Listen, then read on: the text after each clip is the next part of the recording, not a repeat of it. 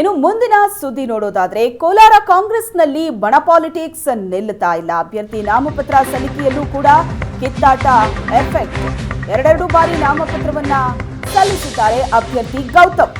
ಅಭ್ಯರ್ಥಿ ನಾಮಪತ್ರ ಸಲ್ಲಿಕೆಯ ಸಂದರ್ಭದಲ್ಲೂ ಕೂಡ ಪಾಲಿಟಿಕ್ಸ್ ನಡೆದಿದೆ. ಬಣ ಪಾಲಿಟಿಕ್ಸ್ ಕೋಲಾರ ಕಾಂಗ್ರೆಸ್ನಲ್ಲಿ ನಿಲ್ಲೋ ಲಕ್ಷಣಗಳು ಕಾಣಿಸ್ತಾ ಇಲ್ಲ. ಬಣಗಳನ್ನ ಸಮಾಧಾನ ಪಡಿಸೋದಕ್ಕೆ ಎರಡು ಬಾರಿ ಅಭ್ಯರ್ಥಿ ನಾಮಪತ್ರವನ್ನ ಸಲ್ಲಿಸಿದ್ದಾರೆ. ಮೊದಲ ಬಾರಿ ರಮೇಶ್ ಕುಮಾರ್ ಬಣದವರು ಹಾಜರಿದ್ದರು.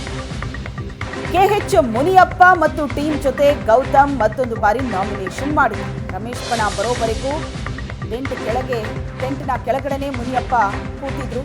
ರಮೇಶ್ ಬಣ ಬಂದ ಬಳಿಕ ಮುನಿಯಪ್ಪ ಬಣದವರು ಎಂಟ್ರಿ ಕೊಟ್ಟರು. ಎದುರುಗಡೆ ಬಂದ್ರೆ ಒಬ್ಬರ ಮುಖ ಒಬ್ರು ನೋಡಿಲ್ಲ ನಾಯಕರು.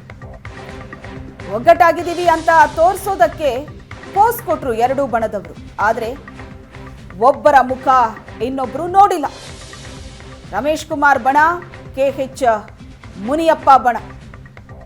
ಕೋಲಾರ ಕಾಂಗ್ರೆಸ್ನಲ್ಲಿ ಬಣ ಪಾಲಿಟಿಕ್ಸ್ ನಿಲ್ಲುತ್ತಾ ಇಲ್ಲ. ಇದು ಅಲ್ಲಿನ ಅಭ್ಯರ್ಥಿಗೆ ಬಹಳ ದೊಡ್ಡ ಸಂಕಟವನ್ನ ತಂದಿಟ್ಟಿದೆ.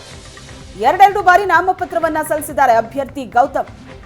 ಒಂದು ಸರಿ ರಮೇಶ್ ಕುಮಾರ್ ಬಣ, ಮತ್ತೊಂದು ಸರಿ ಕೆಎಚ್ ಮುನಿಯಪ್ಪ ಬಣದ ಜೊತೆ.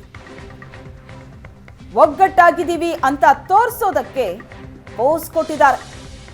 ಈ ಬಣ ಬಡಿದಾಟ ಅಲ್ಲಿನ ಕಾಂಗ್ರೆಸ್ ಅಭ್ಯರ್ಥಿಯ ಮೇಲೆ ಯಾವ ರೀತಿ ಪರಿಣಾಮವನ್ನ ಬೀರುತ್ತೆ, ಅಭ್ಯರ್ಥಿಯ ಗೆಲುವಿಗೆ ಇದು ಯಾವ ರೀತಿ ಹೊಡೆತ ಕೊಡುತ್ತೆ ಅನ್ನೋದನ್ನ ಕಾದು ನೋಡಬೇಕು. ಕೋಲಾರ ಕಾಂಗ್ರೆಸ್ನಲ್ಲಿರುವಂತಹ ಬಣ ಪಾಲಿಟಿಕ್ಸ್ ಸಮಾಧಾನ ಪಡಿಸುವಂತಹ ಪ್ರಯತ್ನಗಳು ಕೂಡ ನಡೆಯಿತು.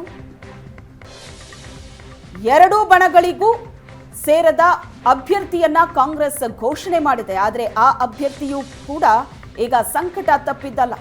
ಎರಡೆರಡು ಬಾರಿ ಅಭ್ಯರ್ಥಿ ಗೌತಮ್ ನಾಮಪತ್ರ ಸಲ್ಲಿಸಿದ್ದಾರೆ. ಒಂದ್ಸಲ ರಮೇಶ್ ಕುಮಾರ್ ಬಣದ ಜೊತೆ, ಮತ್ತೊಂದು ಸಲ ಕೆಎಚ್ ಮುನಿಯಪ್ಪ ಬಣದ ಜೊತೆ.